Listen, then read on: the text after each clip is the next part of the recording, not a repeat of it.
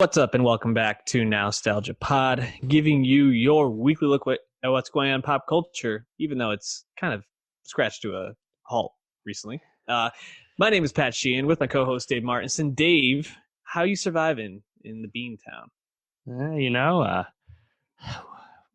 Got to stay indoors, not shelter in place. I don't know. We're supposed to stay inside. Nothing's open anyway. Why do you want to go outside? Yeah, we out here, man. Corona crew back at it again with the white vans. Here we are. Yeah, New York, where I live, is on pause right now. Yep. So we're pausing. I live in Westchester though, and supposedly the cases here have slowed down, which means that probably in like a week or two we'll be good to go, from everything I understand. So don't worry, this is almost over. But it's not almost over.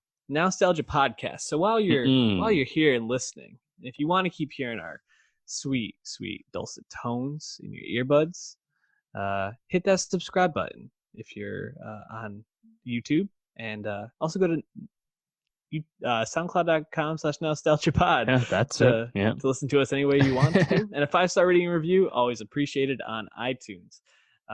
Let's start quick Corona check-in. Dave, do you still have hands? Mine, I've almost washed mine clean off at this point. Yeah. Still here, thankfully, but you're right. We're lacking layers at this time. Skin cells working OT, no doubt about that. Yeah, man. It seems like most of the cancellations we've kind of got at this point. Now it seems all the movies through at least half of May have been canned. The Disney/Fox stuff, including Black Widow, is now officially canceled, and Glastonbury, I think, was a notable one because that was a June event, a mid-late June event, I think. So that was a notable one. It was their 50th anniversary too, so that's unfortunate. Yeah, I just want to shout out though Al Foran, the impressionist guy, who went viral with his impressions of De Niro, Pacino, and Pesci watching The Irishman for the first time during a quarantine, and I think that shit's hilarious. So please watch that. That guy deserves the likes. Yeah, honestly, Corona content in terms of like memes and stuff, pretty solid. Pretty good. I just wish there was movies still, but here we are. Well, Dave, in terms of movies, you might be getting Wonder Woman to your streaming device of choice near you. Maybe. At least wherever you can pay for it. At least there was a rumor this past week that Wonder Woman is being discussed as a potential video on demand release, mostly because looking at the calendar, as things start to hopefully wind down, people can go out in public safely again. There's not a lot of great movie weekend dates where Wonder Woman could drop and kind of dominate the weekend solely. So it's been a discussion. Do you think we'll be enjoying Wonder Woman 1984 from the comfort of our homes anytime soon? I do not know. If you read that rap piece, it kind of lays out that the economics of releasing Wonder Woman 1984 as some kind of high-priced VOD option just doesn't really make sense for the size and scope and budget of a movie like Wonder Woman. And their data point was comparing to how many people bought the Mayweather-McGregor fight, which cost $100, and they needed like 2.5 times as many people to buy that, and that would be at like a lower price. It's just not a realistic thing in terms of, unless Warner Bros. Wants to just eat a ton of money, which again, what's the incentive of that? You can just delay it and then hopefully have a relatively successful launch later. I'd imagine that August, maybe Marvel or Disney will throw Black Widow or Mulan in August. You feel like something big will be in August, but there's, again, a lot of competition. And Bond, I guess smartly, was placed around Thanksgiving, so that's another desirable one that's open. So yeah, I'm going to say no on anything of that sort happening anytime soon, but lesser stuff like Onward's coming to Disney Plus in I think 2 weeks. Again, just that was already out though, so yeah, I don't think anything that was really planned for a big release is going to be VOD. But that Kumail and Issa Rae comedy Lovebirds, Paramount decided, fuck it, let's just sell this to Netflix. So we'll be getting that at some point on Netflix. But again, smaller movie. Paramount can just take the check from Netflix and wipe their hands of it. Wonder Woman, it's not that simple. Yeah, I agree. I don't think we're going to be seeing Wonder Woman, but it does reach a point, especially because as we're looking more and more at what the timeline of this potential like shut-in is going to be nationally, a lot of these movies are either gonna have to go the route of Fast and Furious or Fast Nine, as it's called, and say Mm-hmm. we'll try again next year, Right. or they're Yeah. gonna have to accept that they're gonna release on a weekend where it's probably stacked, and they're gonna be not making the box office that they want. So it's maybe for some of them it will make some sense. I brought this up to you off pod for smaller movies like an A24 movie that wouldn't necessarily have a huge box office hit, but could drop. It gets a lot of attention because people are home bored looking for something new to watch, something they can talk about. Not even talk about how the Oscars are going to be impacted by all of this at this point, but do you think it would make sense for a smaller movie like that, whose budget is small and could possibly come close to making a Yeah, billion? I mean, economically, you could make the case. I think in A24's instance, that's probably a no because A24 doesn't really care about a big budget, a big box office because they're really smart and tactile with their marketing and whatnot, and they've always remained committed to theaters. So, the response to First Cow getting relaunched when the time is right, I think, kind of speaks to them probably not going to like we're not thinking Minari is going to suddenly become a VOD. Like people are expecting that movie later in the year. We're still going to just get that. We'll just wait. Um, Neon, other ones. I don't know, but um, and the thing about A24 too is like they had that deal with Apple. So I feel like if they did somehow decide to go this kind of a stark change of direction for what they've done in the past, it'd probably be on Apple TV Plus where no one would watch it anyway. So don't know about that one. Yeah, it's tough. The further we get into this, the more you realize that how Sean Parker's was it the movie whatever The it's called. the screening room, I think, Yeah, the or screening something like room. that. It's never gonna replace the movies and like a traditional box office return. It's just never not No, gonna be it's not possible. enough. So, um, anyways, why don't we move off Corona into something a little bit more enjoyable? Sada Baby. Uh, That's right. Dropping Skuba Sada 2, which has gotten quite a bit of praise online and from critics. Dave, you informed me to go back and listen to some of Sada's stuff. Pretty good. I enjoyed it, but I was really impressed with uh, Skuba Sada 2 because I just felt like he was incredibly dexterous. Is that right? Showed a lot of dexterity Yeah, throughout yeah, for throughout sure. this album. There's a lot of different flow switch ups, a lot Mm-hmm. of different beat sounds, and I thought the production on this was really, really interesting and unique. So I think there's a lot to dig into here. Were you as impressed as I was with this, though? Oh yeah, I thought the shit ripped, man. Only 31 minutes, but Mm-hmm. there's honestly like a lot to it, and I think anyone who's like been up on Sada Baby the past 2.5 years probably would expect that because he's kind of got that reputation. But yeah, I thought this in particular just kind of really shown, and even songs like Slide, which I think is a highlight. That's a little different than some of his other stuff too. Like I think he kind of made a name for himself at Detroit as someone just with a lot of energy and like really witty punch lines and could kind of do anything he wanted on the mic and was kind of reminiscent of like mixtape Wayne 15 years ago and was getting that comp a lot. And I think that's cool because we don't really get that anymore. And Sada Baby in particular is interesting because he will release projects that aren't on Spotify and Apple Music still. And to a lot of people, those projects probably just don't even exist. They just don't know about them. Like he had a mixtape last year that was just on SoundCloud. He said he had one drop on New Year's Day this year, Brolic, that was just on DatPiff and YouTube. Like Dat Piff, you know, wow.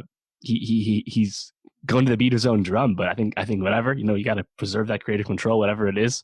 I think it's working because he's just I think the energy is I think really unique. It's cool.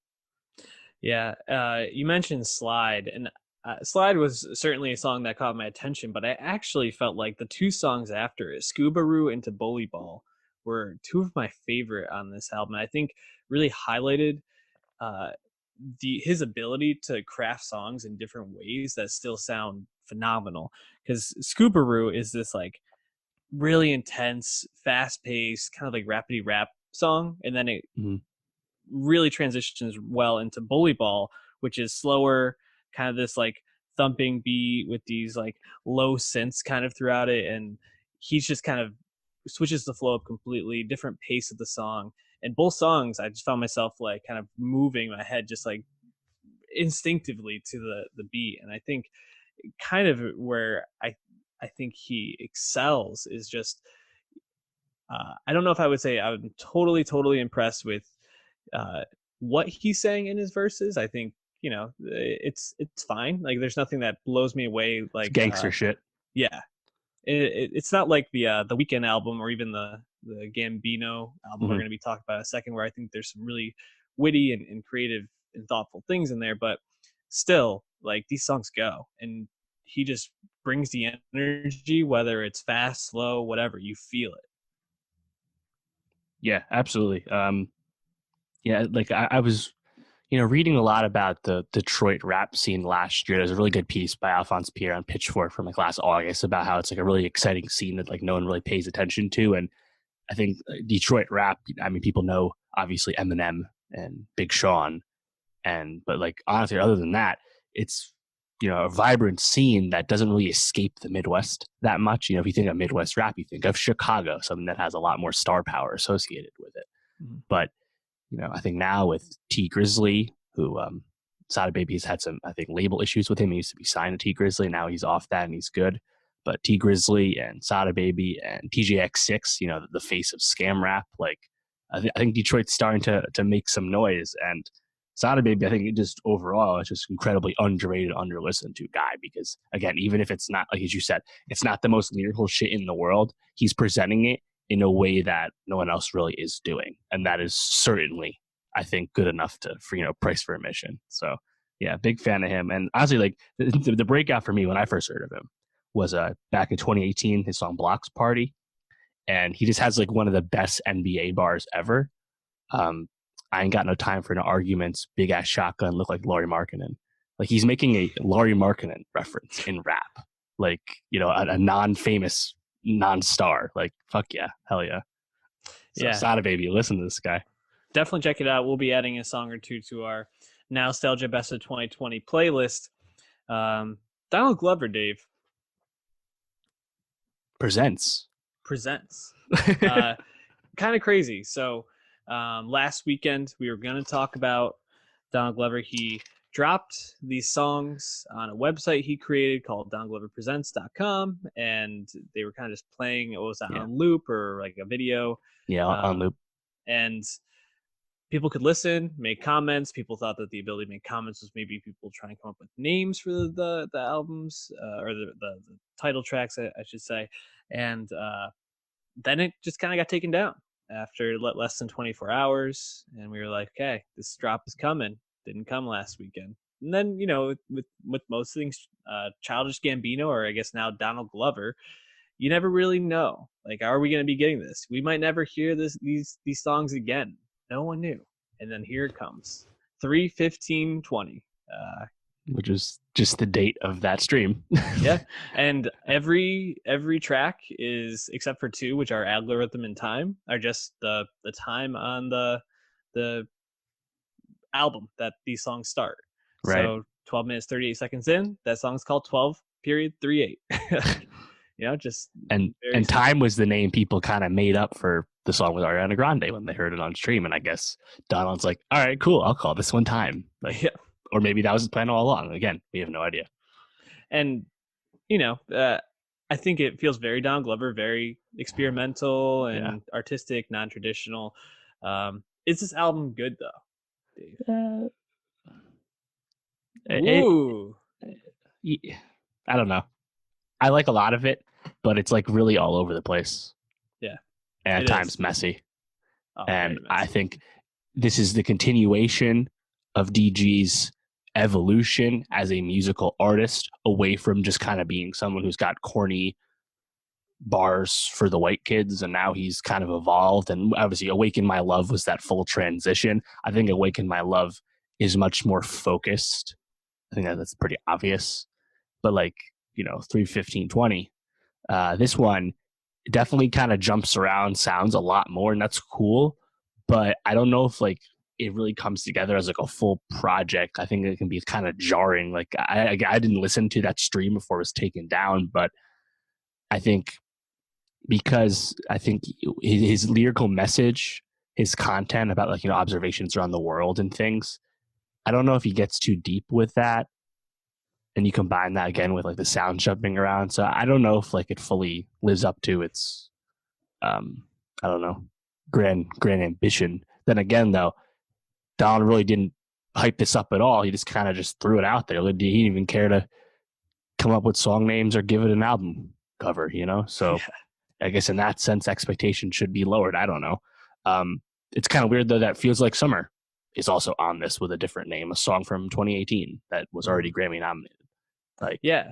So I like parts of it, but there's other stuff he does that I honestly like. When it's more like Feels Like Summer, I'm kind of not with it. But like when it's more funky, like Awaken My Love, I'm definitely into it.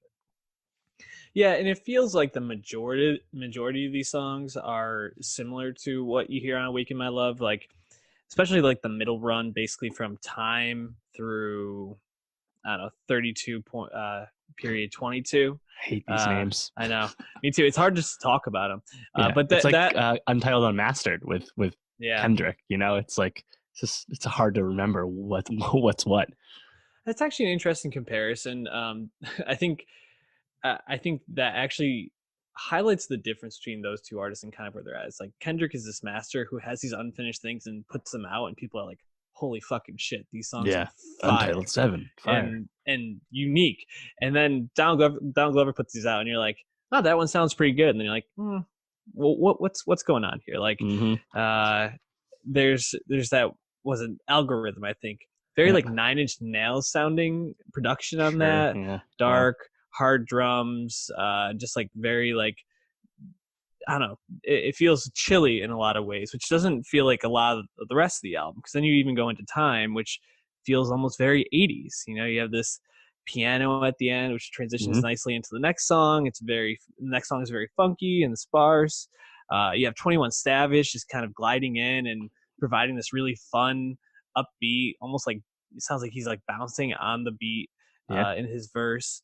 And then you transition into the next song, which is also very fun, great hook, R&B almost sounding on 1910 or on 2419. Like there's a lot of really, really fun stuff on here, but then it kind of stinks back into that weird instrumental at 32:22, and you're like, what is happening to this album? That was almost like Black Skinhead inspired. It's like Donald took the wrong lessons from Yeezus for that, and it's just there's kind of like a lot of like weird ideas, But like you said, like 1910, that's more of like the almost like more of an old school Gambino song that you think could have fit on something like Because the Internet. That's almost like reminds you of like the sound of like 3005 or Telegraph Ave or something like that. But yeah, it's experimental, and that's cool. Again, I think that's cool. I've appreciated the evolution of Donald as an artist, but like This Is America, which won the big Grammy, went number 1. That was, I think, a song that was at its best in its video form. Like I didn't even have that on my top 10 list. I think as just a song, it's almost a little lacking. And I find that a lot of times when he tries to get more conscious as a rapper, it's not that strong.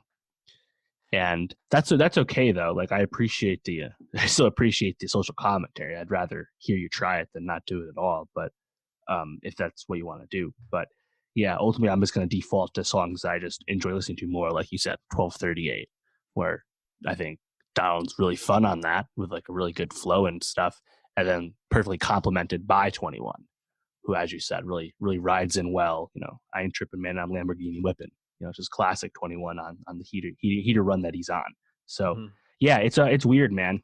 That's kind of my overall takeaway. I wonder, we know a few years ago, post Awaken My Love, Donald re-upped with RCA Records after he had previously talked about retiring the Childish Gambino name. I wonder if he's maybe just trying to finish up that RCA deal. We don't really know the terms of that. I wonder if he's like, let me just get some projects out here now that I can do what I want. But I think I mean, you saw it, Spotify and Apple Music. This is under Childish Gambino, just because that's a baked in brand for him. So I feel like as long as he's releasing music, it'll still probably be under this name. And I think people are more and more starting to associate that with his actually like more good music of late, as opposed to his various upbringings as an internet rapper. So like all things with Donald Glover, multitudes. Yeah, it's so interesting because I feel like what he's able to say in Atlanta and bring through that, and then where he kind of falls short with his music in terms of like really bringing a poignant message to the forefront. I'm not sure where the disconnect is there. Maybe it's the collaborators he has in Atlanta. I didn't look at the production credits on this much, but what I did see was he pretty much produced everything and was in control of. Ludwig Göransson's back again. You know, who Ludwig probably, I think, became mainstream for his early work with Donald too, so that makes sense. But I think you're right. Yeah, again, every time Donald does anything, I'm like, Atlanta, still the best thing Donald Glover's ever done. Please watch that if you haven't on Hulu now. Yeah, and you have nothing else to do right now, so go watch it. Please do that. Yeah. But other times, it's a bit like think of Guava Island. Remember that on Amazon? Okay, right? Not everything he does hits. That's okay, and it's weird. Like he's kind of like I listening to this though. Hearing that thing where I remembered. We knew he was a dad a few years ago. I believe Legend. He's talking. I believe he's talking to Legend on this. I'm going to guess. Legend is credited. Oh, he is. Oh, I didn't see that. Yeah. So I wonder if Donald's going to become almost like more reclusive than he already is. I don't know. That was kind of a thought I had. If he's kind of recede back, because he's kind of like talked in like there was a really extensive profile when Atlanta season 2 happened. I think it was with GQ or the New Yorker or something. And he talked about how he kind of like struggles to grapple with like the large standards people put on him. And he's always kind of like straddled the line in terms of like Black culture and white culture and stuff. I'm just curious, like, what is the next like 5-10 years for him? Like, we already know Atlanta got renewed for 2 seasons, but Atlanta season 3, we don't even know if that's like in too much of pre-pro, let alone any delays that is going to happen from coronavirus. So it just seems like Donald just goes to the beat of his own drum, and it's fun to check in when he does stuff like this. So he'll come out of his reclusive state when that Lando Calrissian solo movie I did love his Lando, I must say. Yeah, well, it's pretty good.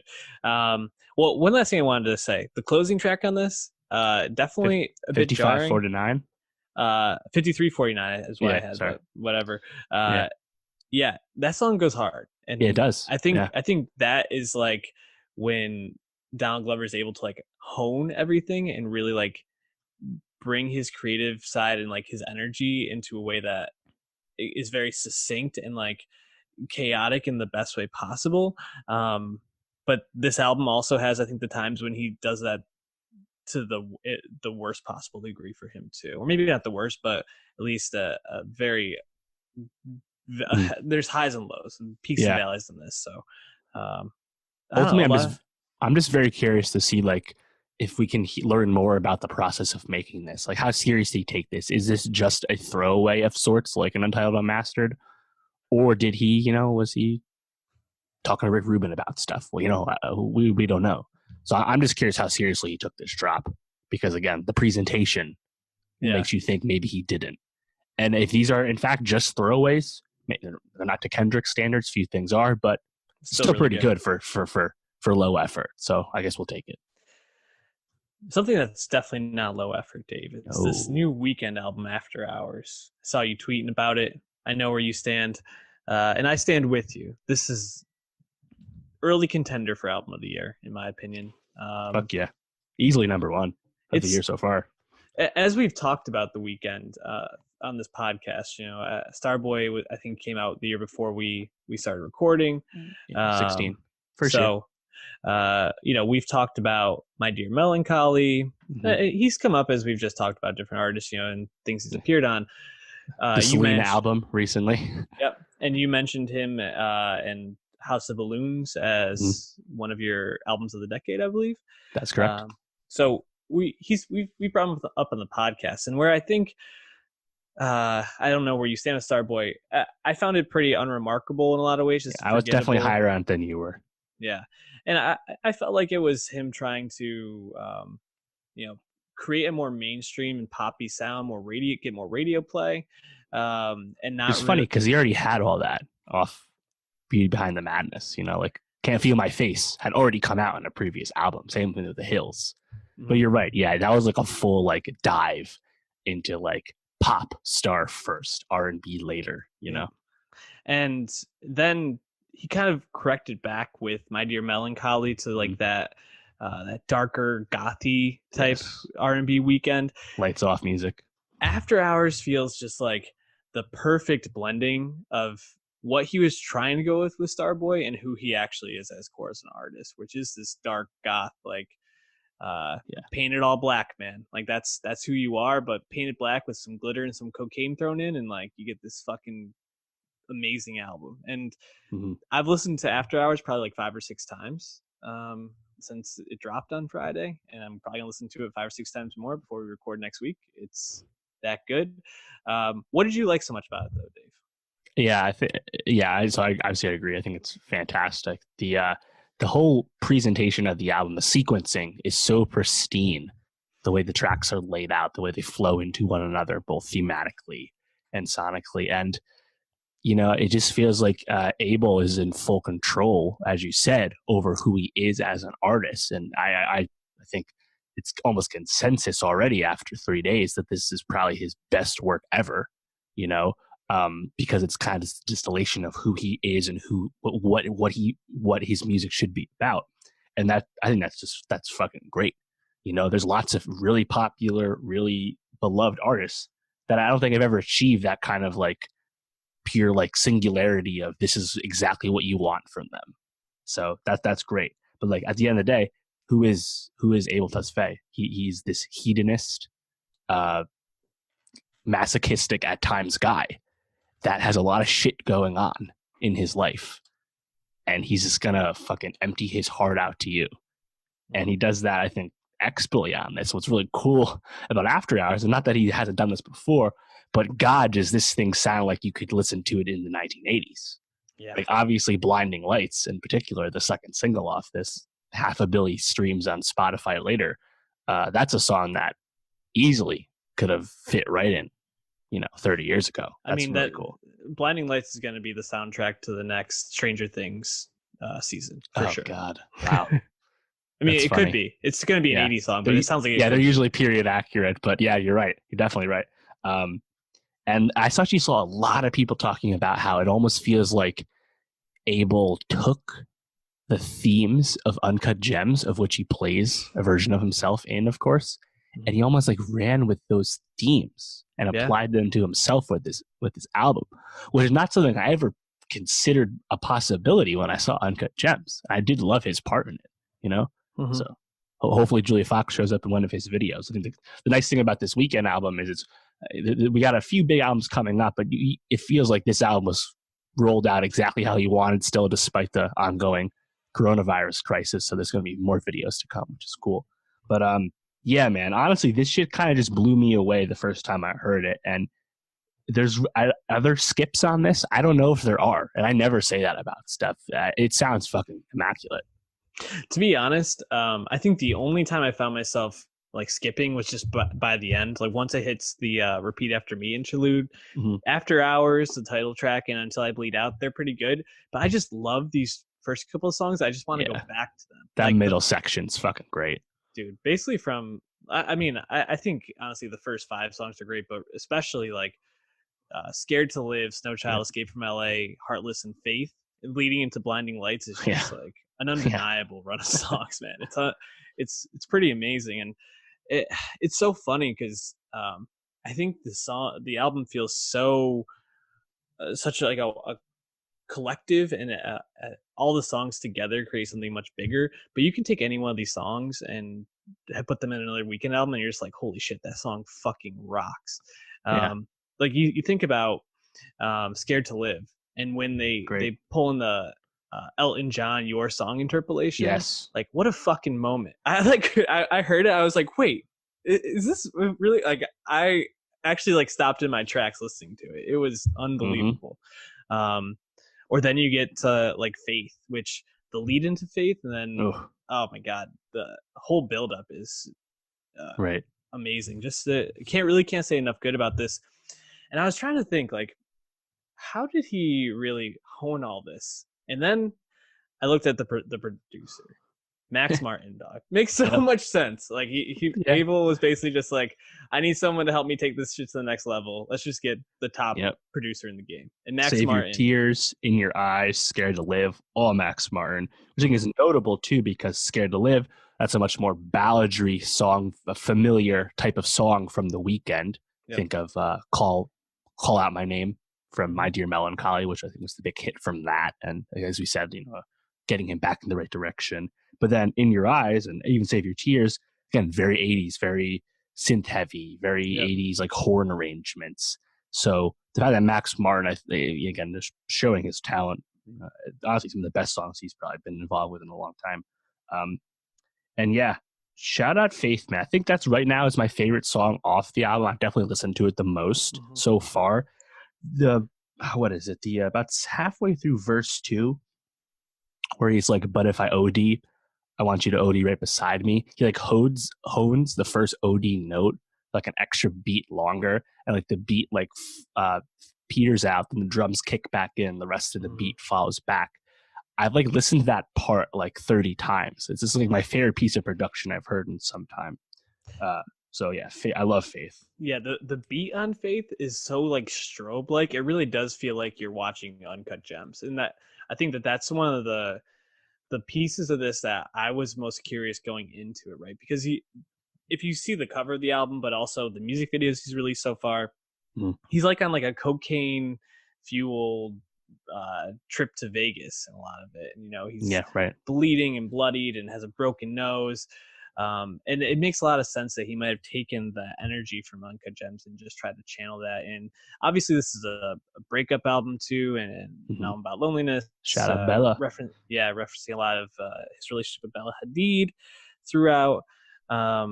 But there are just so many moments on here, like Snow Child. I think this is one everybody's talking about. Maybe drops the line of the year. Give her futuristic sex. Give her Philip K. Dick. Just fucking fire. Incredibly smart line. I mean, Hardest to Love is like incredibly like cool, like sounding, but also upbeat at the same time. Not really sure how you mix that together. The bass on Save Your Tears is, I mean, just like takes you for a walk the whole time. The production on this album is immaculate, and you mix that with, I think, one of Abel's best vocal and it seems like most inspired and I don't know, soulful, I guess, almost like vocal performances that he's had on an album. And it all came together. And I think that's the thing that I'm like left with, is it just feels like this all came together. This is The Weeknd reaching whatever his potential was, or final form, right? And it's just really exciting to listen to. Dave, I wanted to give one more shout out to a producer that we haven't talked about yet, because Metro Boomin was on 2 of these tracks, and fucking Heartless, the beat that he came up with for that is like classic Metro. Biggest so Metro song in a minute too. Good luck for him. Also Kevin Parker helped pen Repeat After Me interlude. So he definitely had some friends. I think Frank Dukes is on one of these songs as well. A shit ton of talent involved. I think it was notable that there's no big features. He did just drop a deluxe version of this, where I actually like this idea, where instead of just a bunch of extra bonus tracks that you cut for a reason and then put out later for streams, these are all remixes of songs already on it. Chromatics remix of Blinding Lights, as an example. So I think that's actually cool way to do a deluxe if you want to, chase more streams. Not that The Weeknd really needs to chase any streams. This is projected to do 400,000 units, which, depending on exactly how much it does, that might unseat BTS as the biggest album first week of the year so far. So, and that would actually, depending on exactly how well it does, that could be his best first week ever. So I think it will. I think that the streams are up. I mean, you look at the Spotify US chart, similar to Uzi, 2 weeks before, it was like 15 of the 20 top tracks in the country were Weeknd tracks. So it's obviously being rapidly consumed, and as we've elaborated on, for good reason. Check it out. Again, check out our Nowstalgia Best of 2020 playlist as well. Dave, I'm going to give you the floor to talk about some TV shows that I did not watch. Avenue 5. Let's start there.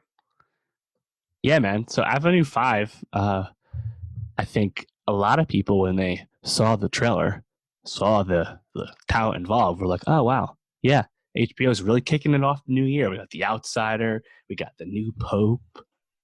That's Richard Price, and a sequel from Paolo Sorrentino. Oh, and Armando Iannucci's next comedy, follow-up to Veep.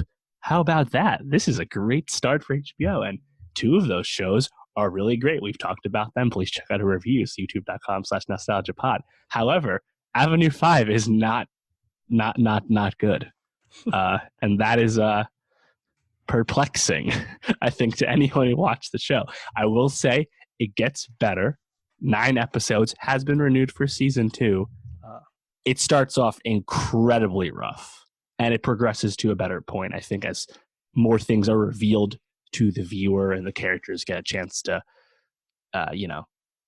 fall into their roles. And I think it's important to remember, Veep, Parks and Rec, a lot of comedies take a while, The Office, take a while to find their footing. So it's important to give comedies, I think, a longer room leash. A leash to grow, and the writers to figure out where they want to take the show. I would have hoped Armando Iannucci's second comedy would have started off stronger than Veep did, but yeah, it was just kind of a mess, especially in the early going, which is disappointing because ultimately it's quite high concept. It sounds great on paper. It's this distant future, and Josh Gad is this multi-billionaire, and his company does like space cruises, big ass spaceships, and we'll take you to Saturn, and he'll be on a cruise in space, and then you come back to Earth. And that's the premise. Sounds cool. And then something goes wrong, and they won't get back to Earth on schedule. Little Wall-E action. And yeah, okay, cool. That sounds like a good pilot. The problem is, it's just not funny, which is rough because for a comedy, that's a big problem. Yeah, Hugh Laurie's the lead. He's playing the captain of the ship, but not exactly the most competent captain. We'll leave it at that. And Hugh Laurie, Veep veteran, you think, okay, cool, that should be fine. Josh Gad, a talented guy, playing the kind of inept billionaire. And we also have Zach Woods, who obviously comedy show veteran at this point, who is playing like the head of customer service, who's actually openly cynical to the guests and stuff. It all sounds great, but it just feels like the writing never quite got there, and ultimately just wasn't like that funny. Still kind of easy to watch. Again, 30-minute comedy, but this leaves you wanting more. I'll still check out season 2, given the fact that I got this far. And like I said, it does get better as it goes. But I was just thinking, like, Veep's done, Silicon Valley's done. What is like the premier HBO comedy at this time? Like, they have some comedies still. Like Barry technically competes at the Emmys as a comedy. I don't really view it as that much of a comedy. It's a really dark ass show. It's really more of a dramedy than anything. Like, you think like Succession, funny but definitely a drama. Curb, like legacy show that doesn't have a long future for HBO. Righteous Gemstones, like more Jody Hill and Danny McBride, but never going to be like their premier offering. So I don't know. It feels like they're kind of missing. Maybe they wanted Avenue 5 to immediately fill that void, and maybe it still can, but it definitely didn't through for one season. Yeah, it's a good question. There's definitely a void there right now, and I think just in terms of like comedies in general. I mean, what would you say is like the best like TV comedy on right now? It's probably all animated, right? Rick and Morty? Especially, I mean, with The Good Place ending and Mike Schur's Peacock show not out yet. Wow. Yeah. What It's a great question. I don't know. BoJack Horseman also ended. And not really a comedy. No, exactly. So I don't know. Rick and Morty. Rick and Morty, Big Mouth. Maybe Pen 15. Yep, on Hulu. I'm trying to think. Is anything on broadcast right now? Anything else on NBC? Oh, Brooklyn Nine-Nine, I suppose. Yeah, that's actually probably it. Yeah. Certainly one of the most popular ones at this time. Mm-hmm. Yeah, maybe we're going through a bit of a transition. Yeah. Who knows? I'm sure there will be one that kicks up and becomes very popular soon. But Dave, tell me about this other show you were watching, My Brilliant Friend. Yeah. So My Brilliant Friend, the first season, came out at the end of 2018. That actually made my 2018 top 10 on the last shows I watched that year.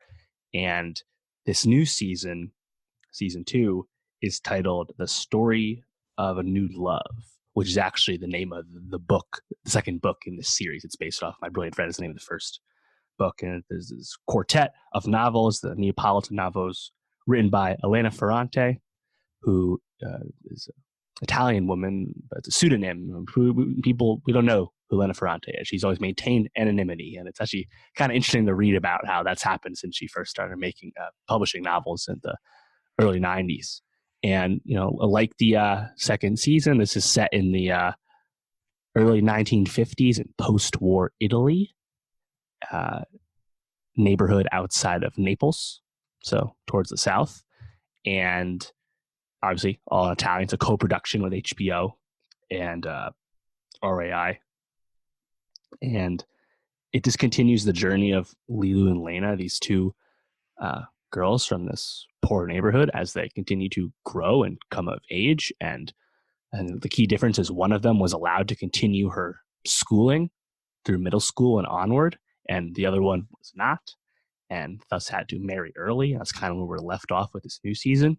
And I really liked the first season. Just kind of went into it when I saw some praise for it, back in 2018, and 8 episodes for both seasons. And I liked it because they kind of take their time with telling this, I think honestly, really like genuine story. I think it's, again, because of adaptation, it's probably why it can feel so real. But there's a lot of characters, and sometimes it's kind of hard to follow who is connected to who. But all the relationships always felt really real. And I really like that. What I think is exciting to me about season 2 is that the settings are changing a little bit more. The first one was really based in that neighborhood they're from outside Naples, and they travel a little bit, but not really. It seems like it's going to be a lot more colorful and traversing more ground in the second season, as both women continue to, I think, find their voice and find their identity as they continue to grow up. So yeah, it's obviously you'd have to watch the first season and have any idea what the hell's going on.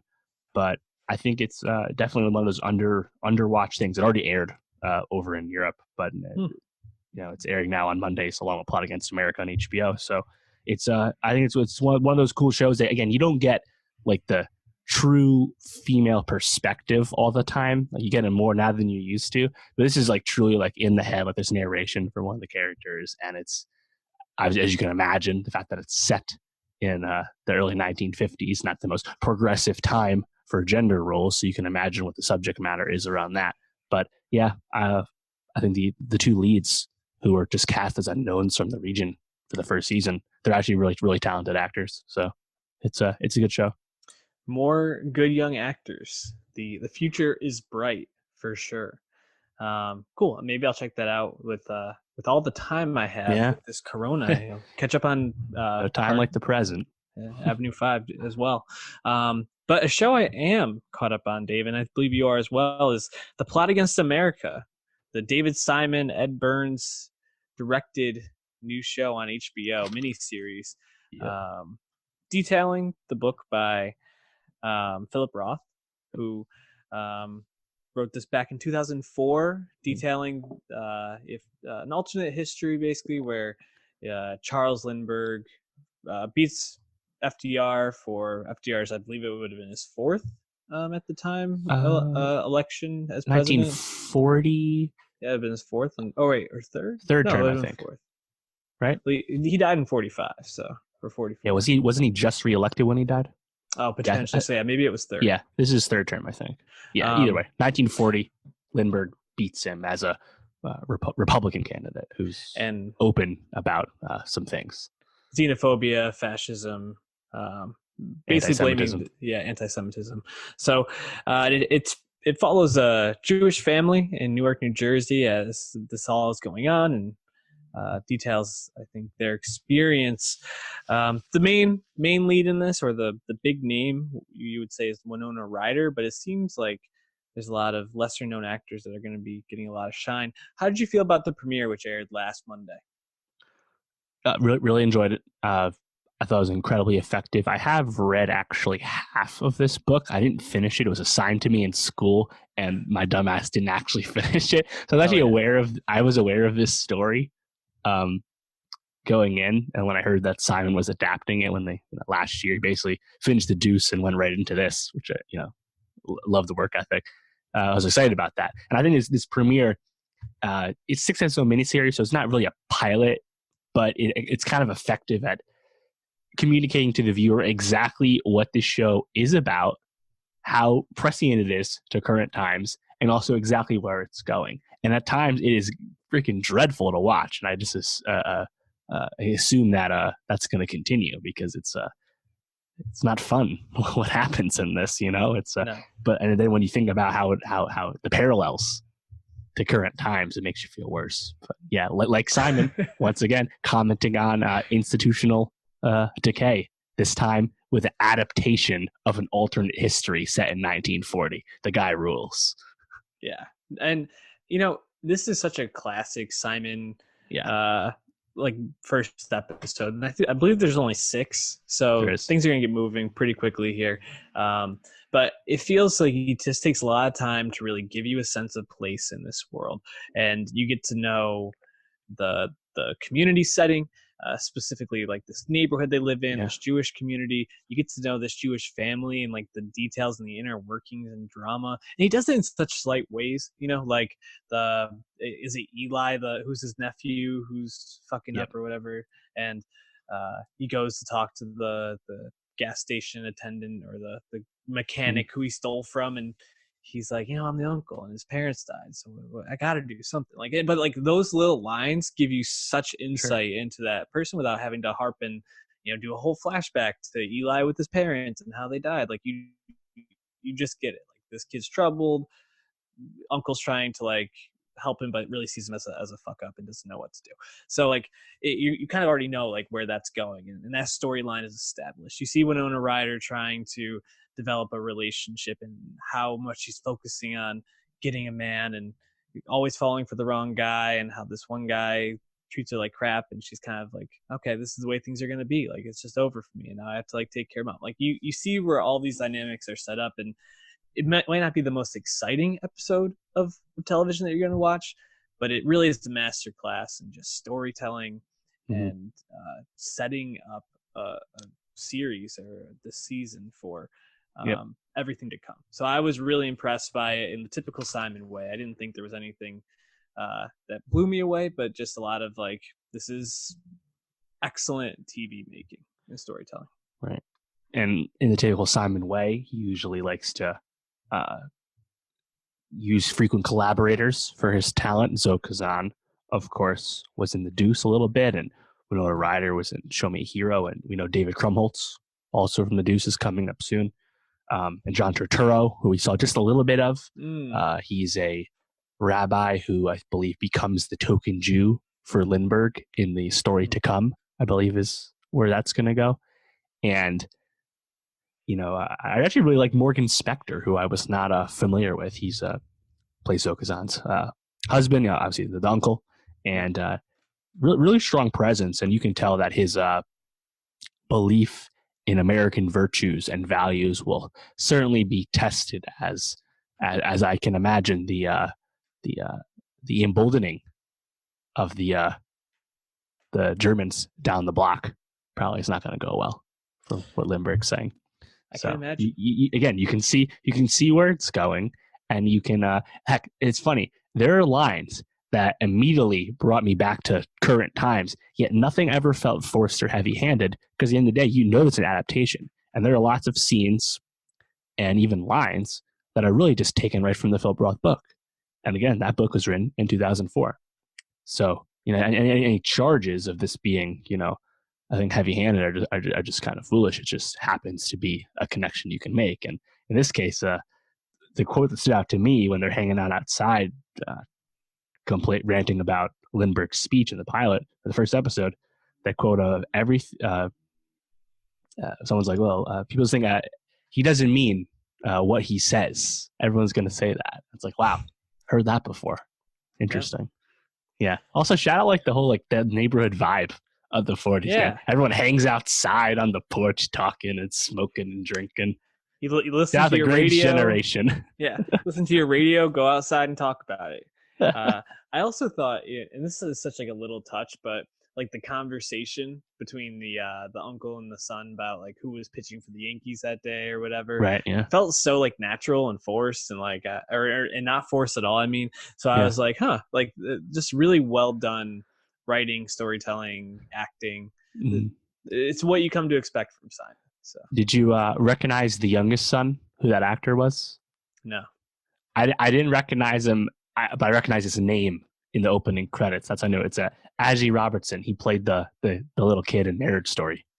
Oh, yeah, that's funny. Hopefully he'll be less annoying than in Marriage Story. Yeah, we'll see. I don't know. He feels like he might be he's affected by the upcoming trauma. We'll see. Any last thoughts on The Plot Against America, Dave? David Simon Show. It's good. Surprise. What should the people be watching for next week? Yeah, so next week is interesting. No new television to speak of except for Ozark season 3. I think we don't watch Ozark, but popular show. I mean, shout out Jason Bateman. Yeah, shout out Bateman. Shout out Julia Garner. So that'll be coming out. I'm sure that'll coming at a great time for a lot of people. So that's cool. Other than that, though, it's just a lot of music, man. Pearl Jam, Party Next Door, Waxahachie, Little Dragon. Hell yeah. And then rap as well, Joyner Lucas and Comethazine. I'm sure someone else will drop too. Either way, that's six projects. That's a lot. So we'll talk about most of those just because there doesn't seem to be any upcoming film releases. We passed on The Banker. So yeah. I'm sure something else might come, but that's what we got right now. Something else will certainly come, and stay tuned for that by subscribing to Nowstalgia Pod, SoundCloud.com/Nowstalgia Pod, YouTube.com/Nowstalgia Pod, and on Twitter @Nowstalgia Pod. We appreciate you, and we'll see you next week. Stay safe out there.